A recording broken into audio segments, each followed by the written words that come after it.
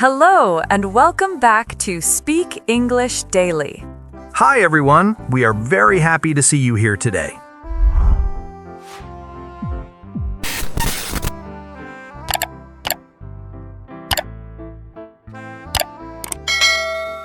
Hey everyone, if you want to improve your real English for real situations, you're in the right place.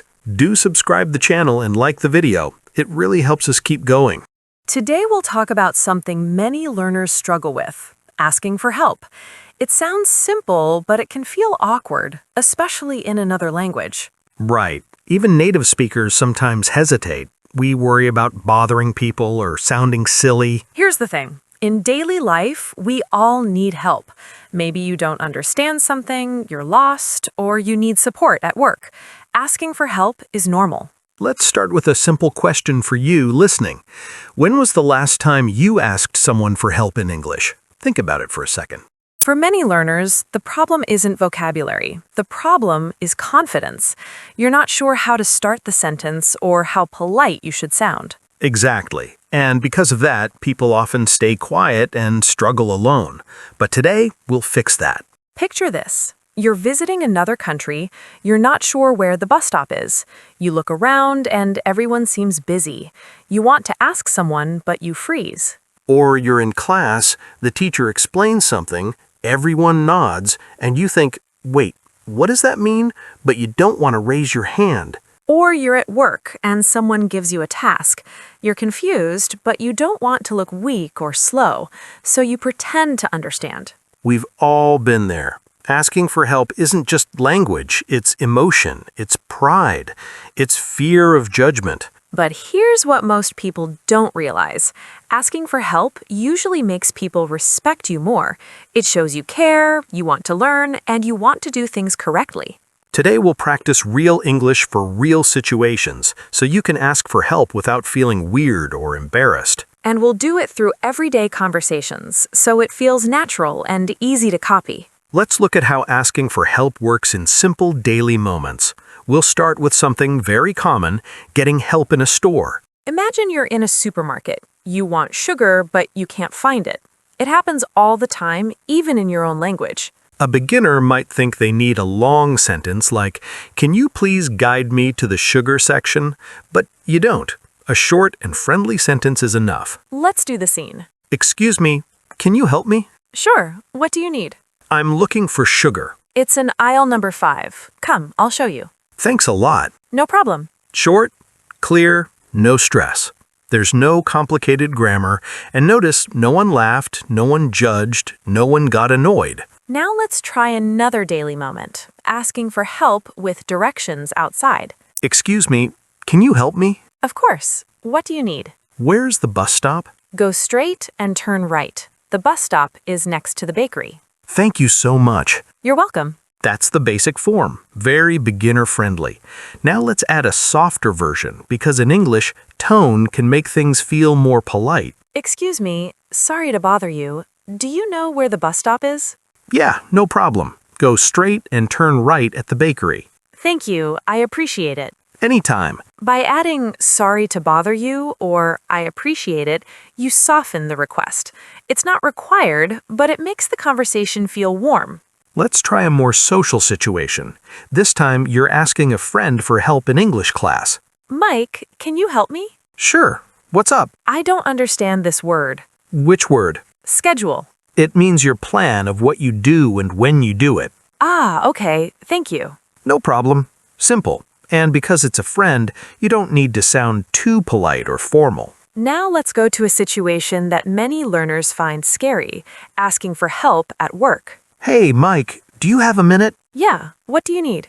I'm confused about this task. Can you explain it?" Sure, you need to check the files, make a list, and send it by email. Got it. Thanks for explaining. Anytime. It's better to ask than to make a mistake later. Many learners feel nervous at work because they don't want to look slow, but asking early saves time and prevents problems. And here's something important. When you ask for help, people usually feel useful. They actually like helping. Before we continue, we want to hear from the listeners. What situation is hardest for you when asking for help? Asking at work, asking strangers, or asking in class?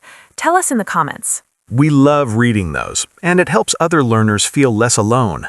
Now, one final scene for this segment, asking for help with technology. Anna, can you help me? Sure, what's wrong? My laptop won't connect to the internet. Did you check the Wi-Fi settings? Yeah, but it still doesn't work. Try restarting the laptop. Sometimes that fixes it. Okay, thanks. No problem. Notice these short phrases, what's wrong, and did you check? These are common when helping someone. And from the other side, simple phrases like, it doesn't work, I'm confused, or I'm having trouble are very useful for beginners. You don't need big words. You just need to communicate what you need. Let's break down some useful expressions you can use when you need help. And don't worry, we'll keep them simple. A lot of learners think asking for help needs long grammar. It doesn't. In daily English, short is normal. One of the most common starter phrases is, can you help me with? It works everywhere. For example, can you help me with my homework? Can you help me with my project? Can you help me with my suitcase? Another helpful phrase is, I need help. It's direct and beginner-friendly. You can add more information after it.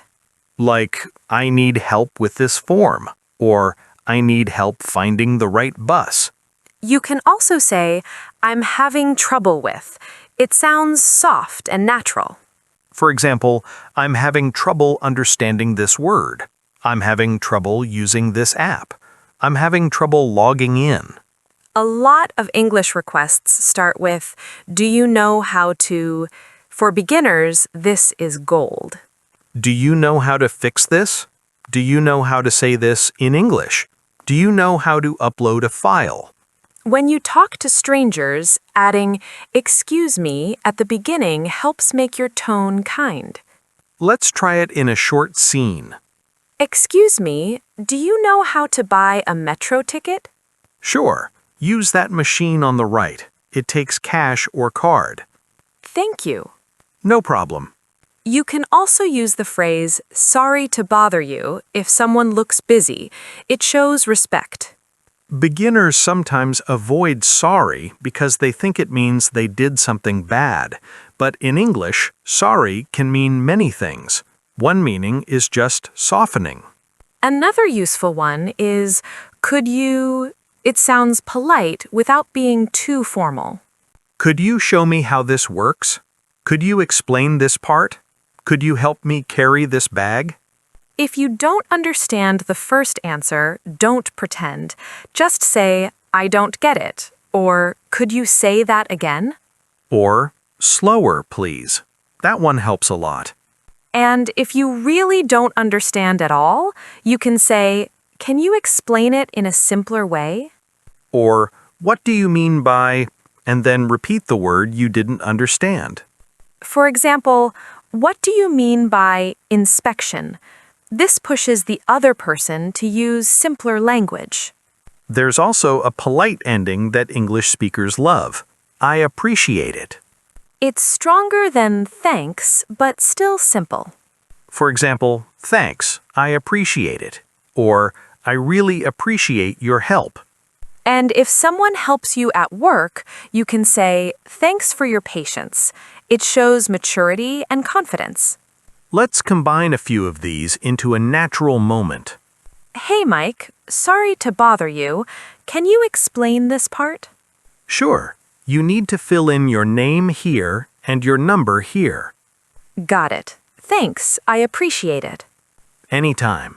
You see how natural that sounds? Simple language, but clear and polite. Asking for help is one of the fastest ways to improve your English because you get real responses and real communication.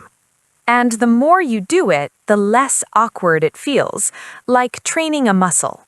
If you're a beginner, choose 1 or 2 phrases and practice them this week. Make it easy on yourself. Let's talk about why asking for help can feel uncomfortable. Even for native speakers, it's not always easy. A lot of people worry about looking weak or slow. They think asking a question means they don't know something they should already know. But the truth is, nobody knows everything, and most people are learning all the time, even adults. Think about work. Many people sit quietly in meetings pretending to understand everything, even when they don't. That doesn't make them smart. It just makes things harder later. When you ask for help early, you avoid bigger problems. You fix the confusion before it becomes a mistake. Teachers see this all the time. Students don't speak up, then struggle on the test or assignment. Asking for help would have saved them time and stress. And in English, there's another layer. Learners often worry about grammar or pronunciation. They think someone will judge their accent or laugh at them. But real life isn't like that. Most people don't care about your grammar. They care about understanding you. Let's show a short scene between two coworkers to make this clear. Hey, Anna, do you need help with that report? Yeah, I didn't want to say anything, but I don't understand this part. Why didn't you ask earlier? I felt embarrassed. No need. It's better to ask than to guess. Thanks for helping. Anytime. You see how natural that sounds? Simple language, but clear and polite. Asking for help is one of the fastest ways to improve your English because you get real responses and real communication. And the more you do it, the less awkward it feels, like training a muscle. If you're a beginner, choose 1 or 2 phrases and practice them this week. Make it easy on yourself. Let's talk about why asking for help can feel uncomfortable. Even for native speakers, it's not always easy. A lot of people worry about looking weak or slow. They think asking a question means they don't know something they should already know. But the truth is, nobody knows everything, and most people are learning all the time, even adults. Think about work. Many people sit quietly in meetings pretending to understand everything, even when they don't. That doesn't make them smart. It just makes things harder later. When you ask for help early, you avoid bigger problems. You fix the confusion before it becomes a mistake. Teachers see this all the time. Students don't speak up, then struggle on the test or assignment. Asking for help would have saved them time and stress. And in English, there's another layer. Learners often worry about grammar or pronunciation. They think someone will judge their accent or laugh at them. But real life isn't like that. Most people don't care about your grammar. They care about understanding you. Let's show a short scene between two coworkers to make this clear. Hey, Anna, do you need help with that report? Yeah, I didn't want to say anything, but I don't understand this part. Why didn't you ask earlier? I felt embarrassed. No need. It's better to ask than to guess. Thanks for helping. Anytime. You see how natural that sounds? Simple language, but clear and polite. Asking for help is one of the fastest ways to improve your English because you get real responses and real communication. And the more you do it, the less awkward it feels, like training a muscle. If you're a beginner, choose 1 or 2 phrases and practice them this week. Make it easy on yourself. Let's talk about why asking for help can feel uncomfortable. Even for native speakers, it's not always easy.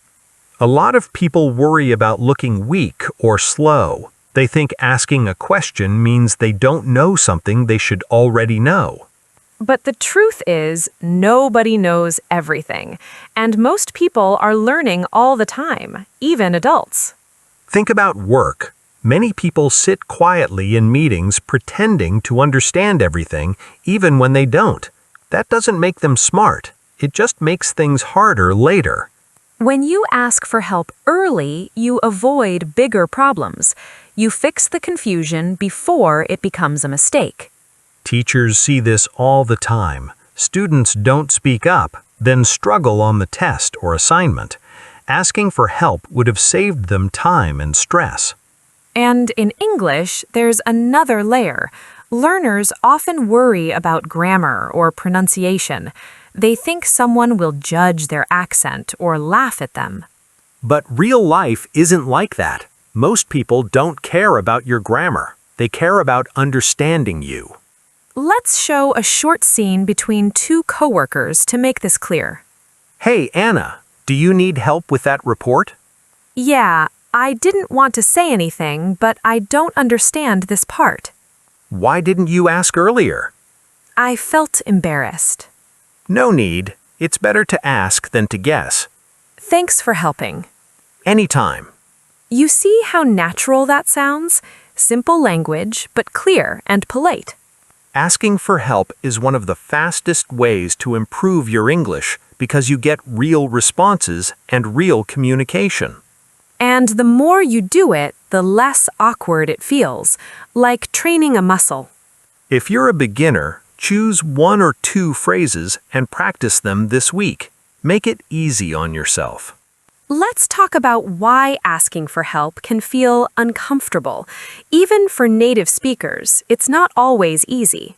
A lot of people worry about looking weak or slow. They think asking a question means they don't know something they should already know. But the truth is, nobody knows everything, and most people are learning all the time, even adults. Think about work. Many people sit quietly in meetings pretending to understand everything, even when they don't. That doesn't make them smart, it just makes things harder later. When you ask for help early, you avoid bigger problems. You fix the confusion before it becomes a mistake. Teachers see this all the time. Students don't speak up, then struggle on the test or assignment. Asking for help would have saved them time and stress. And in English, there's another layer. Learners often worry about grammar or pronunciation. They think someone will judge their accent or laugh at them. But real life isn't like that. Most people don't care about your grammar, they care about understanding you. Let's show a short scene between two coworkers to make this clear. Hey, Anna, do you need help with that report? Yeah, I didn't want to say anything, but I don't understand this part. Why didn't you ask earlier? I felt embarrassed. No need. It's better to ask than to guess. Thanks for helping. Anytime. That situation happens everywhere. School, offices, family. We overthink things in our head, but once we ask, it feels easy. Another reason people hesitate is pride. We like to think we can handle everything on our own. But cooperation is normal. Humans help each other all the time. Asking for help doesn't make you weak, it makes you efficient. And here's something interesting. People who ask questions usually learn faster than people who stay quiet, even if their English level is the same. That's because asking for help gives you real feedback. You're not just memorizing, you're interacting. And interaction is how language grows. Textbooks don't correct you when you misunderstand, but a person can. So if asking for help feels scary, start small. Ask someone to repeat something. Ask for the meaning of one word. Ask directions once. Build it slowly. You'll notice that after a few times, the fear gets smaller, and that's a win. Now, let's look at different ways of asking for help and how the tone changes. The meaning is the same, but the feeling is different. In English, we can ask in a direct way, a polite way, or a more natural conversational way. Beginners often learn only the direct form, but the other two are useful in real life. Let's start with direct forms. These are short and clear. For example, help me, I need help, show me, tell me, fix this, explain this. Direct forms are not wrong, but they can sound a little strong if you use them with strangers or in formal situations. With friends, they're fine. Now let's move to polite forms. These sound friendlier and more comfortable in most daily situations. Can you help me? Could you help me? Can you show me how to do this? Could you explain this part? Notice that just adding can or could makes the sentence feel softer. You're not giving an order, you're making a request. And when you add please at the end, it becomes even more polite. But in English, you don't need to say please every time. One well-placed please is enough. Now let's listen to a scene using polite forms with a stranger. Excuse me, can you help me? Sure, what do you need? Could you show me how to use this ticket machine? Of course. First, choose your destination, then choose your ticket, then pay. Thank you. You're welcome. That sounded comfortable. No stress on either side. Now let's explore more natural conversational forms. These are soft, friendly, and common among native speakers. The idea is to ease into the request instead of jumping straight to it. For example, hey, can I ask you something? Do you have a second? Can I get your help with something? After that opener, you add the actual request. Let's do a quick example. Hey, Anna, do you have a second? Yeah, what's up? I'm having trouble with this form. Can you look at it? Sure, it's pretty simple. Here's how to fill it in. Ah, thank you. I appreciate it. No problem. That style feels warm and relaxed. Many English speakers use it without thinking. Another useful style uses softening phrases, which make the request feel less heavy. For example, I'm not sure how to, or I'm confused about, or I'm trying to figure out. For example, I'm trying to figure out how this app works, or I'm not sure how to send this file, or I'm confused about this task. Notice how these sentences explain the problem before the request. That makes the listener more willing to help.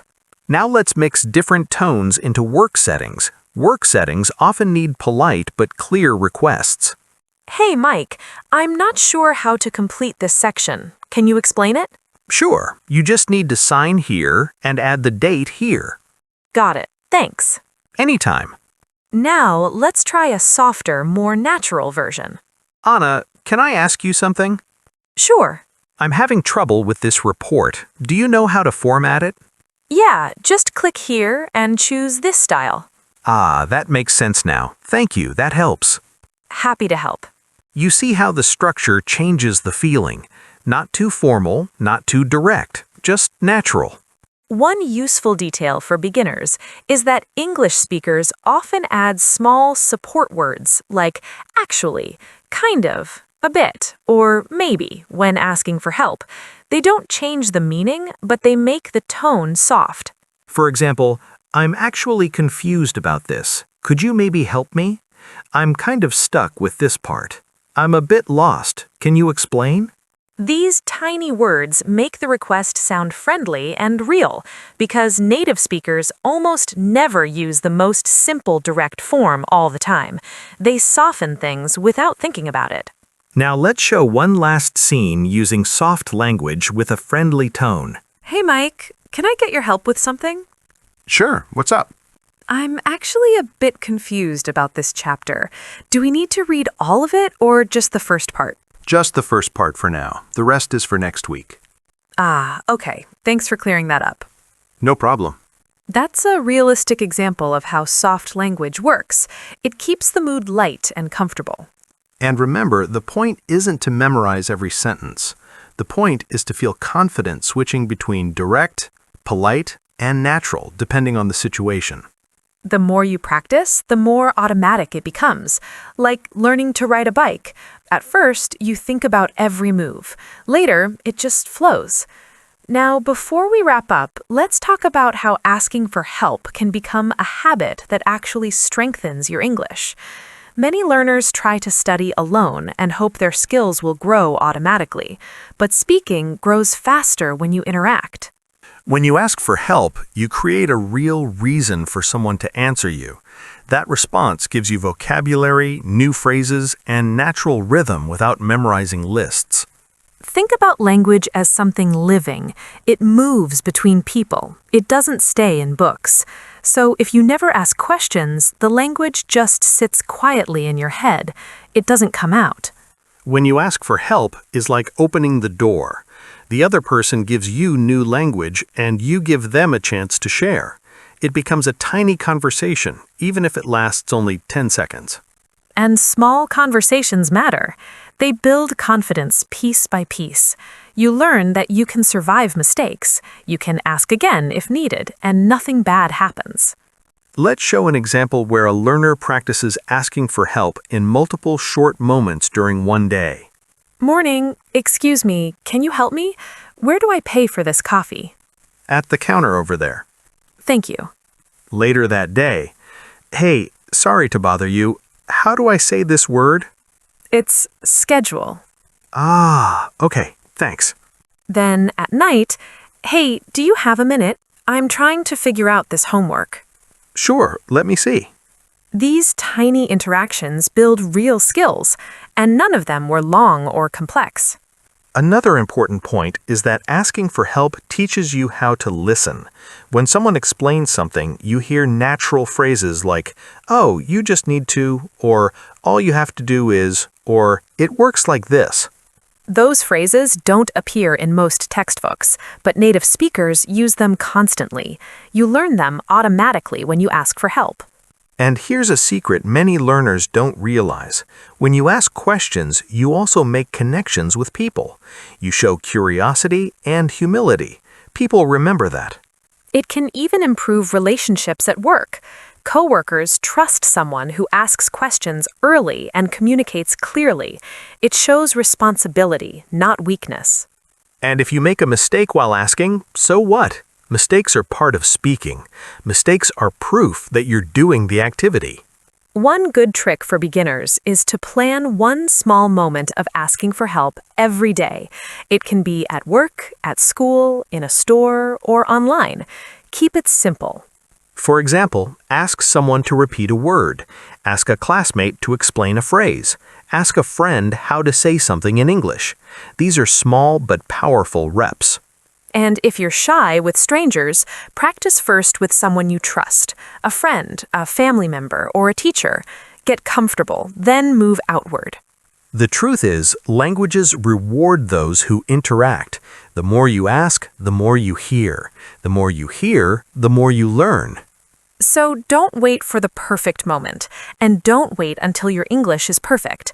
If you wait for perfection, you'll wait forever. Real progress comes from real communication, even if it's simple, even if it's slow. Before we close, let's do one more mini scene, this time mixing different styles in one moment, just to show how flexible asking for help can be. Hey Anna, do you have a second? Yeah, what's up? I'm kind of lost with this recipe. Do we need 2 cups of milk or 1? Just one. The other one is for later. Ah, okay. Thanks for explaining. No problem. Then, a few minutes later, excuse me, can you help me for a moment? Sure. I'm not sure how long we need to cook this. About 10 minutes, then check the texture. Got it. Thanks, I appreciate it. Anytime. That scene shows how people naturally switch between different request styles in one conversation. It's not about rules, it's about comfort. And the more you practice, the more natural it becomes. Soon you won't even think about it. You'll just ask when you need help like everyone else. All right, that brings us to the end of this episode. We hope you feel more ready to ask for help in English without feeling awkward or nervous. And remember, asking for help is not a weakness. It's a skill. And like any skill, it gets stronger the more you use it. Thanks for joining us today. Keep speaking, keep asking, keep learning. See you next time.